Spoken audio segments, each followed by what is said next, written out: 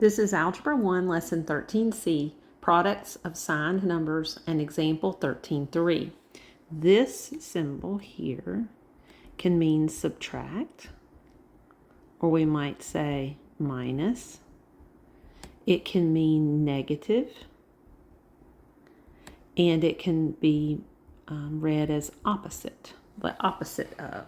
Okay, so we're going to use opposite for this, and then we're going to use what we show to learn something new. Okay, this little bit is review. So 2 we know is equal to 2. Opposite of 2 is equal to negative 2. Those look the same, but we're reading them differently. Okay, here we have the opposite of the opposite of 2. Well, we just said the opposite of 2 was negative 2. Now we're taking the opposite of that, which is positive 2. And now it's the same thing that we said just a minute ago, but we're going to take the opposite of that. So that's going to be negative 2. And then here we have the same thing we said above, but now we're taking the opposite of that.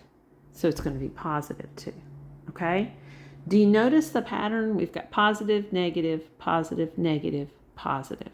Okay? Think about that pattern, and let's look at this. Negative 2 is equal to negative 2. What is negative 2 times negative 2?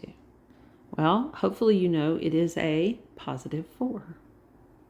Okay, in your book we'll put the plus. You don't have to put the plus for a positive. If you don't write it, we know it's positive. 2 times 2 is 4 times 2 is 8, and it's going to be negative, right? And then 2 times 2 times 2 times 2 would be 16, and that's going to be positive. And do it again, you got 32, and it's going to be negative. Do you see the same pattern? Negative, positive, negative, positive, negative. Okay? So we can kind of summarize this a little bit. Look at how many negative factors there are. If there are 2 negative factors, well, we could even start with 1. If there's 1 negative factor, the product is going to be negative. Okay? And maybe instead of writing negative, we'll just put the symbol. One of them is going to give me a negative. If I have 2, I'm going to get a positive. If I have 3, I'm going to get a negative. If I have 4, I'm going to have a positive. If I have 5, I'm going to have a negative. How about you guess? Can you tell me if you had 6? What do you think it would be? Yep, positive, right? So here's a summary. The product of an even number of negative real numbers. An even, so that's 2, 4, 6, 8, right? So we're looking at evens. If you have an even number of negative factors, okay, what do you get? You're going to get a positive real number. That's what you're going to get. What if you have an odd number of negative real factors? Well, this is odd. This is odd. 5 is odd. Do you see you're going to get a negative? So you're going to get a negative real number. So you don't have to worry about the signs. You can just count how many negatives you've got. And if it's got an even number of negatives, all being multiplied together, that's important to say, because here, remember, we're talking about a product and we're talking about factors. So we're talking about multiplication. If there's an even number of them, you're going to have a positive product. If there's an odd number, you're going to have a negative. Okay, so let's see what this looks like. So if you have this problem, we're not going to actually work it out. I just want to know, is it positive or negative? And you may say, well, I can't do that in my head. Well, you certainly can. One way to think about this here is this is a positive and this is a positive. So that's not even going to affect the sign, right? We're going to look at how many negatives there are. Here's a negative, here's a negative, and here's a negative. You've got 3 negatives. 3 is odd. And that means we're going to get a negative answer. Okay, the book worked it out for us, but we're not worried about the number answer just yet, just the sign. Now, I want to prove that to you here. Look, you got a negative, you got a negative, you got a negative. Every time you have an odd number of them, you're going to have one negative left over. See, these two buddy up and make a positive, and this guy's left alone. That means you're going to have a negative. If you had an even number of negatives, you would end up with a positive, right? So that's what happens in this problem. So let's look at example 13.3. Determine the signs of the products and give the reasons, but do not do the multiplications. Don't do more work than what you need to do. You're just finding the sign. But we do have to give the reason. So it's all multiplication. That's really important to make sure, because this only works if we're talking about the products. Our rules only hold for products.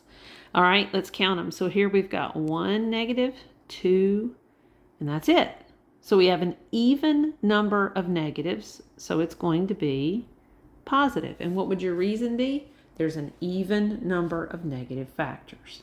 Here, I don't have any negative factors, right?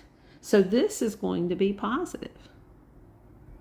Okay, and if you were wondering, 0 is considered even. Okay, and there's 0 negatives, which you can just think too, there's no negatives to make it negative, so it's going to be positive. All right, C, we've got here 1, 2, 3. That's odd, so that's going to be negative. And then for D, we've got 1, 2, 3, 4, 5. So that's going to be negative. And my reason would be I have an odd number of negative factors. And that's the same thing for C. I had an odd number of negative factors. Let's look at E.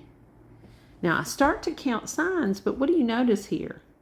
There's a plus. Now they had a plus earlier right here, but that was indicating a positive 2 inside of parentheses.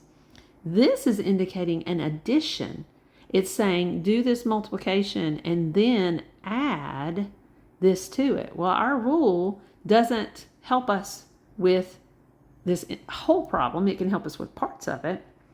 But our rule, we can't just count negatives here. So be really careful. They're trying to trick you. Don't be tricked, okay? Let's just look at the first part. Was this going to be positive or negative? Well, it has 3 negatives, so that's going to be negative. An odd number of negative factors gives me a negative. Then I can say, well, then I'm going to be adding to that. What is this going to be? Well, I have 1 negative factor for this product, so it's going to be negative. And when you add a negative to a negative, you may be tempted to say positive, but you got to think about addition, okay? If you're at 0 and you go back to the negative some number, we don't know what that number is, we didn't work it out, and then if we go back some more, are we going to end up on the positive side or are we going to end up on the negative side? Well, we're going to end up on the negative side, right? So we know this is negative because this one had 3 negative factors, an odd number, and this one had 1 negative factor, an odd number. And when you add 2 negatives, you're going to get a negative, okay?